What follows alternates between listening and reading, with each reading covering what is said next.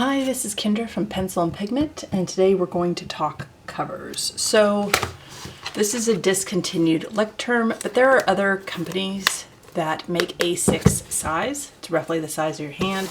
I purchased a bunch of these in 2021. Yes, I did. And I've been doing drawing challenges in them. So this is all ink birds with a little bit of background design. This is all botanicals from October. This was a fall fungi challenge for those into mycology. And this was insects and hand lettering. So, okay. When it comes to covers, I get a different feel kind of for each one of them. And at this point, I like the textual element. Like this kind of says the bug book. I like that for this one. And this is the mushroom book. It's not quite as strong. And this is Decembered, roughly in the shape of a bird. And I even have the date. So I have the drawing challenge and you know what's inside. This one I could not figure out. I was gonna write botanicals, but it's redundant. Like I just drew a leaf and you know what's inside. There's gonna be leaves. It's gonna be plant matter. So that was fine. For this one, I've been thinking, how do I do this? Because this could be a curation of any group of animals with a repeating bird and dinosaur theme throughout it. So it really this has to be a textual element. It needs to say something. And otherwise, like this could just be my favorite animals of the month, or it could be something regional. Like you have no idea why I chose these animals unless I put the word extinct or extinction. And I've been looking through a thesaurus and I was like, well, I could do vanish, I could do bygone, I could do extinguished, but I think the word extinct is the most succinct, powerful word I could use to describe this collection of illustrations. Now, I have a sketchbook. This is an A4 Midori. It has the plastic cover for protection because I'm rough with my stuff. It has a terrible label. I did sketch timber in here. At some point this year, I'm definitely going to draw something and give this a decent cover. But this is my sketchbook where I ask questions and try and get answers. So when I did sketch timber, I was trying to figure out how to do smallest, which is a drawing challenge in August. And I was trying to figure out how do I draw dragon wings when I don't understand dragons. And so I did a bunch of bat studies in here. And that's what this sketchbook is. All this sketchbook is, and I tried to do a table of contents, that's cute, is me trying to figure out composition and layout. This was for a game of shrooms, which is a geocaching drawing challenge, and I was drawing on shells. I'm just trying to figure out what the heck I think I'm doing. And it's just sketches. So, and here was me trying to figure out how to do the cover for this book. Like what the cover should look like. How should those words be included? It's problem solving. So I always make sure now that I keep a sketchbook for problem solving, for asking the questions. And this is predominantly just, for the most part, it's just pencil. I can link my sketchbook tour if you want to see what every single page looks like. I did some border ideas on a few pages, some pattern ideas. It's just tales for mermaid. It's just trying to solve problems and ask questions. So I think it's really important, one, having a space where you can do that you genuinely enjoy. I really like this paper. It's a nice ivory. It's super smooth. Nothing scratchy on it. Again, I just use pencil. It's not a deep thing for the most part. Yeah, artists and creators need a space where you could ask questions and try and come up with the best possible solution. And this is sort of that partnership between art and design. And that's what the covers are to me. It's how do I illustrate and draw to get the best possible design that sort of encapsulates what this sketchbook is. And I find personally, because I've been filling lots of sketchbooks these past few years, that with A6 it's more difficult. Because with larger sketchbooks, I have space to write the name, and then I can do a date, and then I can do a fun little doodle or design. With these, it's so small, it's like the less you do, the more concise and specific it has to be. So there isn't a lot of space, so I need to make sure that I utilize it to its best advantage with this size. I think that's one of the challenges with this size is, one, you end up working smaller, especially if you want fine like details on an animal. You know, you sharpen your pencil a lot to get those details. And two, like how do you convey what you're trying to do with the cover? So I'm going to do what I do and make some space here. I'm going to trace around this book so I have the exact shape. That's what I did with the other one. So I don't like work bigger than I think I am or work smaller than I think I need to. Like, it's just real concise here. And to optimize space, I'll do one this direction and then I'll flip my page for it. And I had a few ideas. Like I said, I looked at a thesaurus if there were like better words than extinction. And I just don't think there are. Like, I think that's a really strong, powerful word. Sorry, this is all the bookmarks. All the bookmarks in the way. Okay. Again, the media on my desk, it's getting a little dirty. Okay. So one of the things I thought about is writing the word sort of extinct, and then you would open it and it would finish extinction, like on the end papers, like it wraps around. Like, that was an idea. Another one I had is something that's sort of along the spine, like maybe it wraps around, like the word.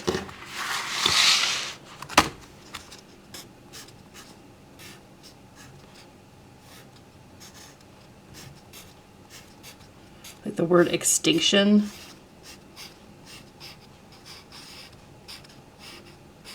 Like, you see part of extinction. Like, how do I do this in a way that the extinction is going away? Like, it doubles down on what the word means if it's like falling apart or disintegrating or part of it's disappearing. Like, it reinforces that idea of extinct. You know, like in the typography, maybe there's like a font where I go to write extinct. Oh boy, know your shapes.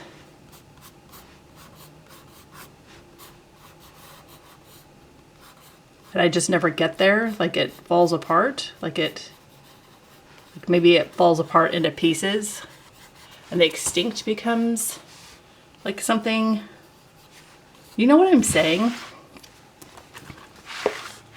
It doesn't have to be vertical or horizontal, like trying to figure out,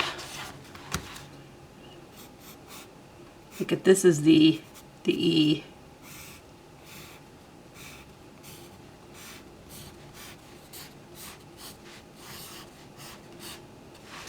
You kind of lose some of the letters. So that font style doesn't look, I don't think that's the most effective. There's got to be a better way to do this. And for me, visually, it helps to see it. Like, I kind of need to see it laid out for me to go, okay, that works. That doesn't work. That could be strong. That could be stronger. But again, I don't think if I drew like an animal, what animal would I pick? What animal would really embody the word extinction? And some people would be like, oh, well, that's the dodo bird. And some people would be like, no, that's the saber-toothed tiger.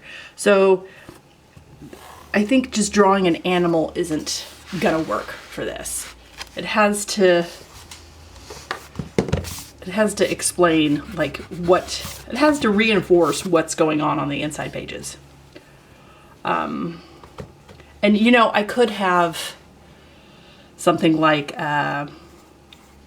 you know, maybe there's like paw prints or something through it, like footprints of some of these. I don't know that I know what some of these things look like. Like it definitely could have this type of feel with it, but it still needs to say what's going on.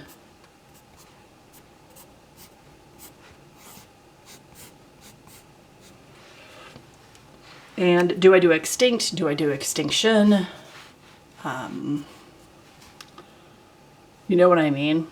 So the paw prints might be cute on the inside end papers, like the footprints of like dinosaur prints, or, you know, some of the more unique animals. That would be kind of cool, like a cool element. I just don't know what the best solution is, and that's why we're here today, to watch me sort of troubleshoot. Well, it would help if I spelled it correctly. This is a Blackwing pencil. I had purchased a box a long time ago. This is not my favorite pencil in the entire world. It's fine. They're a little top heavy to get used to, and then sometimes the ferrules come off that hold the weird erasers. I don't know. It's what's left. It takes me about a year to go through one pencil. In case you were wondering what's going on with my pencil. And they don't even make this one anymore. This was like a comic book thing. They have different themes.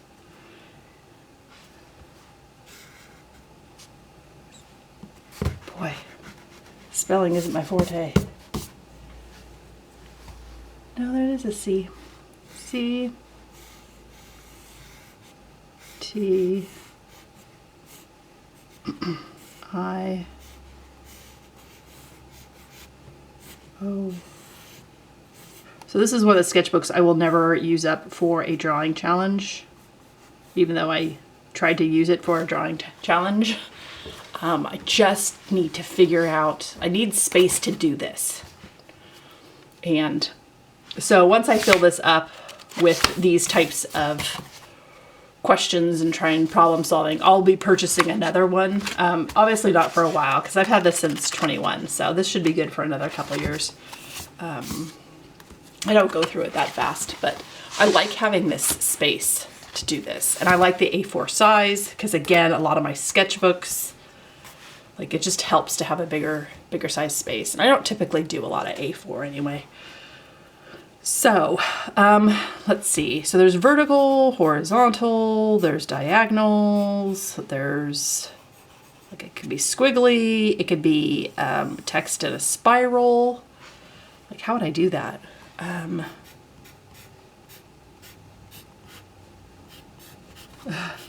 don't know that I can write it down.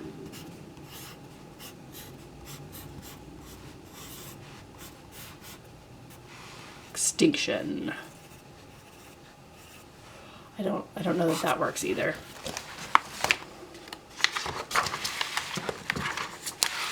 And I may need to create a font here, a typeface that looks like the letters are falling apart. I think that might look cool. The other thing was like thinking about color, like what color do I do for my covers? And I typically just use my white Posca, and I'm gonna keep with that. This orange is a middle range sort of value. So the two colors that would stand out the most would be white and black, but I don't like black for death or extinction. I don't like that. I don't like that. Black's such a powerful color that I don't like any negative connotation attached to it.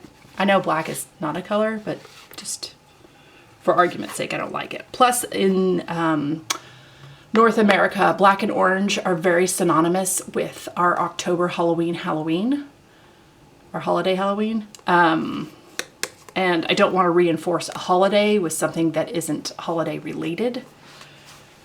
So it's gonna be just white. It's gonna be one color, and hopefully that one color will be powerful enough.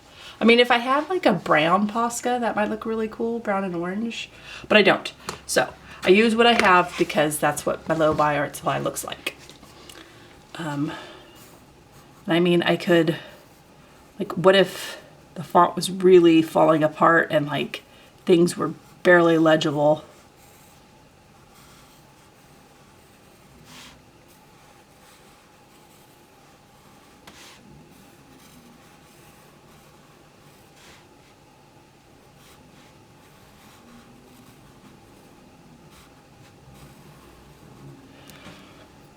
You see what I mean? Like, and it could be, like, there could be bits out of it.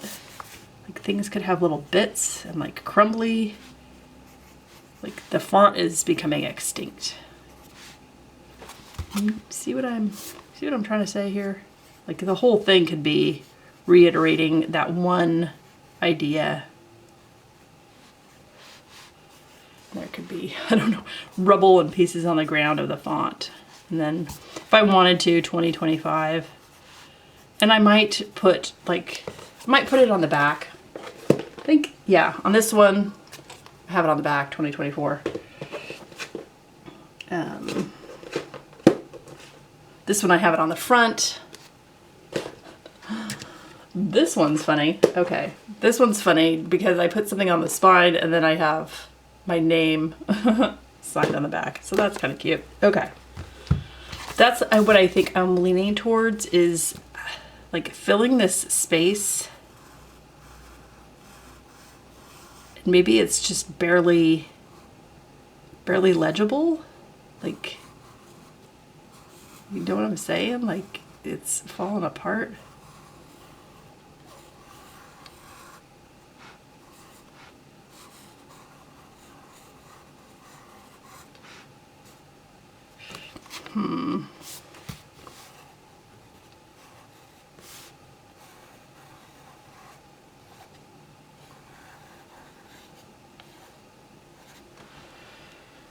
You can kind of see extinct.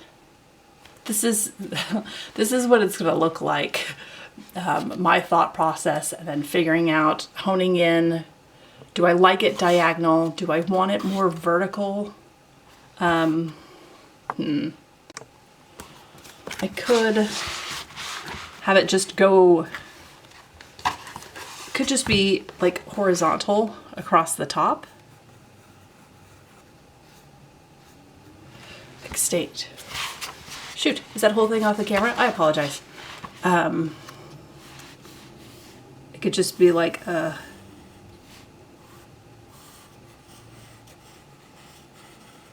thing like this, and then we got the little rubble pieces with the letters. I don't think this utilizes the space the best, and I kind of like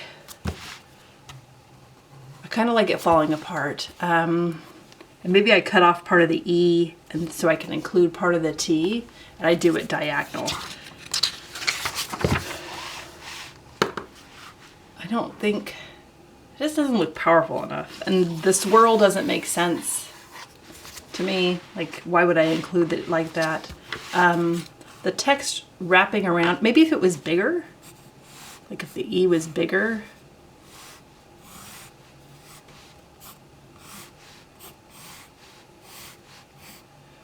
Again, I don't.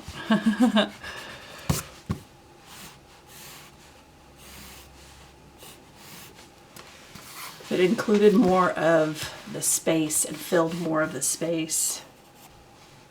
I guess this is a bit of the halfway point. And then that wouldn't even interfere with the band at all. Because that's another thing. Like, when you think about design and doing covers, like, is there a band? Does the band interfere with the design? Does it cover up part of the design? And a lot of these, it doesn't do me any favors. This one I tried to, see, I tried to line it up with the stem thing, so that was a little bit more thoughtful. These are all things to think about when you're designing covers and figuring out space and spatial sort of layout. Like, how do I reinforce these ideas that I'm trying to show you and explain? So I hope this video helped. I hope it gave you some ideas. I hope you yourself have a sort of question answer drawing space And if you don't have one, get one. It doesn't have to be a fancy sketchbook. It could be just the backs of paper, like from your mail or something, like blank sheets, one-sided, and you can staple it. It could be a composition notebook. It could be something from the dollar store. It doesn't have to be anything fancy. It's just a space where you're asking questions. And I think as much as we need space for practice and honing our skills and getting better, we need a space where we can just explore and go, okay, how do I do that? And what does that look like? And do I like what that looks like? We have to have that. Okay. I hope your week is absolutely wonderful, and I will talk to you later. Bye.